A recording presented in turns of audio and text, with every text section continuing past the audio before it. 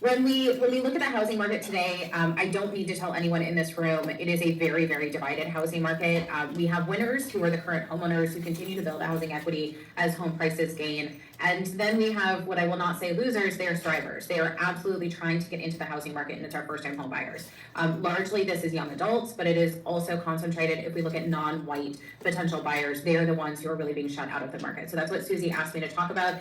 So let me jump in and look at some of the affordability conditions, and then we'll look at some changing demographics as well. So when we look at home sales activity, we actually know that 2024 and 2023 closely matched 1995 in home sales volume. That's an extremely long time ago.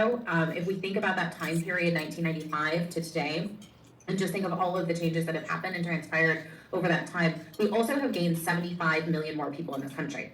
And yet, when we look at the end of 2024, we can see that the inventory within the country was actually lower in 2024 than it was in 1995. So we're really having a big mismatch there, which is driving up existing home sales prices. And even as we look at the dead of winter, when we look at February, what we can see is that home sale prices went up by, they continue to go up, they continue to hit all-time highs for any February that we've ever recorded. But what's also happening is continual bidding wars, and 20% of homes, even in February, went over the asking price for existing homes. And that really indicates this inventory shortage that we continue to be in. Interest rates, there's a lot of volatility this week, obviously, with the stock market that's also impacting the interest rates that we have. What I will say broadly is that interest rates are lower than what we saw in October of 2023. We can all agree to that.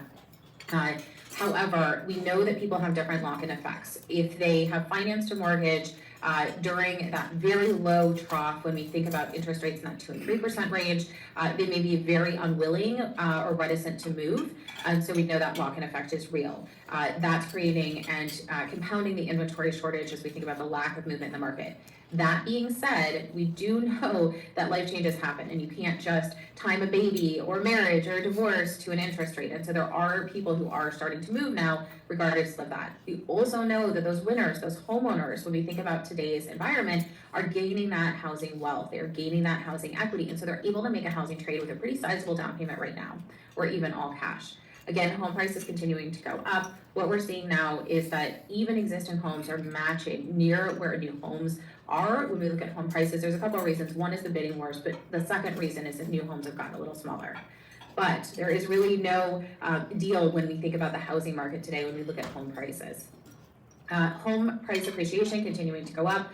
Within your state, really notably, it pops out actually in green, 63% home price increases from when we look at 2020 to 2024. That is substantial equity gains that homeowners are continuing to gain, certainly on the positive for homeowners as we look at this, but really, if we look at the flip side, that's causing affordability conditions. As we look at the qualifying income of someone who is looking to purchase a home, this only continues to go up. If we make that 1995 comparison, back then, qualifying income of $66,000 versus over $103,000 now. We also know this is with 20% down. That's a huge caveat to this data because we know that the typical home buyer, especially first-time home buyer, does not put 20% down. That qualifying income only has to be higher than this. We also know that the actual income of someone who purchased a home in the last 2 years has gone up by $26,000 in just 2 years. That is the median income, and what that means to me is we're essentially pushing out of the housing market our school teachers, our first responders, folks who we desperately want in our local communities are being priced out of living in our local communities. So inventory. So is there a solution today? When we look at inventory, we're seeing it go up. But I do want to just level set that when we look at those increases in inventory, even though it is going up, what we can see is we're still below February of 2020. And I think that's really notable when we think about the housing market. Even though we're seeing double-digit gains in inventory percentage increases, this is great. We came from an all-time low. We have a long way to go. And so thinking about inventory in different ways, thinking about not just single-family homes, but perhaps adaptive reuse, bringing in smaller units, more affordable units. When we think about perhaps looking at vacant hotel motels, vacant schools, how can we bring residential units into our local communities? More housing for individuals. All right, so back on the positive side, perhaps however you want to read this, when we look at all cash buyers, we are seeing it is at an all-time high. So these are folks who are not financing at all. What I will say about this slide is this is based on primary residence buyers. If I look at vacation home buyers or if I look at investors, it's even going to be higher than this, 50 and 40% respectively. When we look at repeat buyers in the market, so ones who would own their home, they're making a housing trade, it is at an all-time high. It's nearly a third of buyers. I also want to pull on the thread here that among first-time home buyers, 1 in 10 are actually purchasing with all cash as well. And as we look at that, how are they getting that money? Because we're looking at this very unaffordable market. Well, the bank of mom and dad comes in real good for some folks. So we know that people are using generational transfer. Oh, they're also using inheritances. Before perhaps this week, they were using the stock market as well. So cashing in stocks, cashing in cryptocurrency. This is a different type of first-time home buyer than what we have seen historically. That also means the down payments are higher, not just all cash purchases. We're seeing upticks there as well. Not a surprise for repeat buyers, but first-time home buyers, same sources when we're talking about where are they pulling that money from. All right, so I want to give you some demographic changes here too. I know that this is the focus of the continual program here, so I want to go through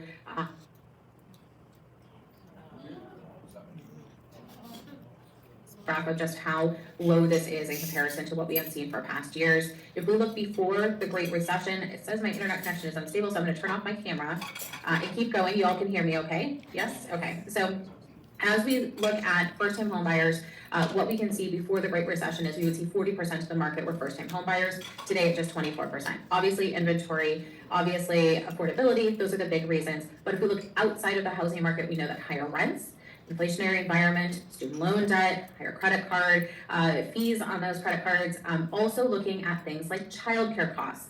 Those are holding back potential buyers from entering into the market. So it's all of those factors outside of the housing market too that are compounding for these young adults. All right, so this is my favorite chart when we look at the housing market because we're looking at the US population overall. We're actually not even looking at the housing market. We're just looking at everyone in the US. So we've got little kiddos born in the last couple of years in this chart in the Gen Alpha. The bars get shorter over time here because of, I hate to say mortality rates, but that's what it is. So here we are. So I often try and make a joke and say people become ghosts or they go to heaven, but I don't know how well that's working when I'm booming into a room and I can't see your facial expressions of, oh my goodness, this is first thing in the morning. Okay, so in the middle of this chart, we have the millennial generation. There's 86 million millennials in this country. So they are overwhelmingly the largest generation in the US. As we look at this generation, a few things to pull out here. So the red bar, not a typo, this is 38 years old. This is the median age of a first-time home buyer today, 38. If we look at that historically, what we would see is the median age of a first-time home buyer was 28 years old. So this is 10 years older in one's life. What does that mean on a personal level? Well, lost housing wealth, certainly one less move that they could have in their lifetime. I want to flip this too and say that as we look at this chart, what we can see is a little population boom right there in the millennial generation, late 20s, early 30s. They're putting so much pressure onto the housing market today. This is an incredibly racially diverse generation, and what we can see is they are really trying to enter into the housing market. We also know they're doubling up with family at an all-time high rate that we have not seen before. In the last few years, the pandemic really spurred this activity, but a lot of people doubling up because of housing inaffordability as well. If we shift over to the yellow, what we can see here is a second red bar in the baby boomer generation. That is the median age of today's repeat buyer. They're 61 years old. So as we look at this, why does that matter? Well, if we looked back 40 years ago, we would see that the median age of a repeat buyer was just 36. That's younger than today's first-time home buyer. So as we think about that generational wealth that has been built by baby boomers, we can see a really big difference here for today's young adults versus today's baby boomers. Last week, we released a report on generational trends. It's all open. All of this data that I've been talking about is all NAR data. You can grab all of this data. This analysis is for you. Last week's generational trends report, the big finding that we saw was the biggest generation of home buyers today is not millennials. It's actually baby boomers. So they are dominating the housing market today. And as we look at that shift, it means a lot of things. So we're seeing that they're able to purchase a home with all cash. When we look at older baby boomers, more than half of them are purchasing their home with all cash. They're not financing at all. About 40% of younger boomers paying all cash for their home purchase. When we look at millennials, we divide them up as well. So young millennials really being held back from being first-time home buyers today, while older millennials may actually have locked in a lower interest rate and they're just not moving. So we're seeing all of these converging trends in the housing market all at once. So why does all this matter? Well, we used to think that there would be this silver tsunami and all the baby boomers would pass away, become ghosts, and they would give these homes to young adults. We cannot look at this as a solution to our housing crisis. This is not a solution. They are planning on living in their homes for 20 years when they go to purchase. So this is something we have to look past this. I also want to talk a little about race when we look at this as well. So we have a snapshot of race report that we've been doing for several years at NAR. It gives us a really good idea of who's entering into the housing market and their racial and ethnic characteristics. So as we look at this, what we can see is we have had real sustained growth in Hispanic and Asian home buyers, and you can see real growth there. Also, Black home buyers are coming up, but it is worth noting, and I'll show you on the next slide, just the homeownership gap that we continue to have between white and non-white Americans. Most pronounced is among Black and white Americans. So as we look at this, I'm showing you your Connecticut statistics here. This is your homeownership rate, and you can dive into this report. Again, all of this is your data to use how you would like, and there is so much in this report. It is chock full of data, but I tried to summarize it here on just a couple slides. So if you look at the homeownership rate, we can see really big divides here, right? So between the white and the Black homeownership rate, and the Hispanic homeownership rate within your state, we can see some pretty substantial divides here. 74% homeownership rate versus 40% for Black Black households within your state, and 40% among Hispanic households within your state. As we look at the share of renters who can purchase a home, I think this is incredibly important as we talk about housing affordability. What we can see here actually is that 35% of Asian households within your state who are renters can actually afford to purchase a home. So that is an opportunity for growth. That's an opportunity to bridge that gap when we look at that homeownership rate gap. The other thing that the researchers did this year is that they wanted to understand the share of households within specific age ranges. We just talked about how important that is and how these new households are really trying to have household formation and enter into homeownership. So as we look at this, what we can see is the biggest categories that should be adding into the homeownership rate are actually all non-white renter households. We can see 35% nearly for Hispanic renters within that age range where you typically purchase your first home, nearly 30% for Asian households, and nearly 39% for Black households. So you can see real growth should be happening and those gaps should be narrowed here. The last one I want to leave you on is there is a lot of reasons why there are these historical differences in the homeownership rates, and whether that's a disproportionate amount paid to rental costs by non-white households, especially Black households, a disproportionate amount of student loan debt, a lack of generational transfers of wealth that we talked about is so important. We also know the denial rate for mortgages continues to be higher for both Black and Hispanic households nationwide. It's not just your state, it's everywhere. And so as we look at this, that is one of those ways to bridge the gaps. The report not only dives into all these stats, they actually give suggestions of how you can approach this report, how you can use this data into your practice. So definitely encourage you to check it out. The last slide I'm going to give you, and I know I'm right at time, is that we are seeing some really big differences among successful home buyers by race as well. So even as we look at successful home buyers, those who did purchase a home in the last year, you can see some huge differences here. Among all non-white households who are home buyers in the last year, what we can see is that they are more likely to be first-time home buyers. So when we talk about that first-time home buyer share, when we talk about those young home buyers really entering into the market, this is so compounded when we talk about fair housing issues, we talk about race in housing. This is where we can really see sustained growth, when we can really see those millions of people being added in as new home buyers, is that first-time home buyer share being new home buyers, not just housing trades.